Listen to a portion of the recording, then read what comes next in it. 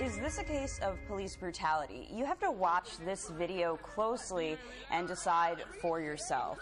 On June 28th, Steven Betancourt, who happens to be the son of West New York mayoral candidate Carlos Chucky Betancourt, was beaten and tackled to the ground by police. But Betancourt claims he doesn't know why he was arrested in the first place. He says at the time his friend's car was being towed, and all he did was tell the officer his dad is Carlos Betancourt. Now, Carlos Betancourt is not only running for mayor, but he's also a former cop who served for decades at the local PD. I chased it to West New York and sat down with Steven and his attorney, Blanche. Blanche calls it a use of excessive force and simply a vicious attack. Steven was hit from behind from what appears to be a baton by one of the officers. That causes Steven to fall backwards. At that point, some of the officers are grabbing Steven by the head, pushing him towards the ground, pulling his hair. He says if you look at this still of the video very closely, you can see an officer is actually hitting his client with a baton, causing his client to react. Put your hands behind your back. For what? Steven, relax. I got you. Reset.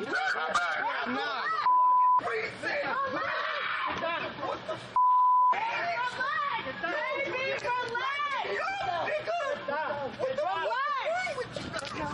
Is he resisting? Nah, he's not resisting. Look at that. Stop resisting. Stop resisting. Get down on the ground.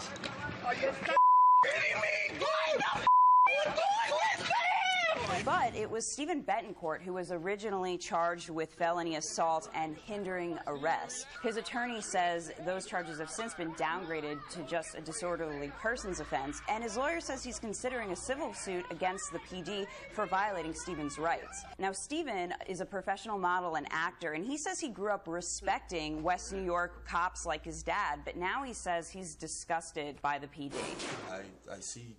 I see officers now, and I'm traumatized. I'm traumatized.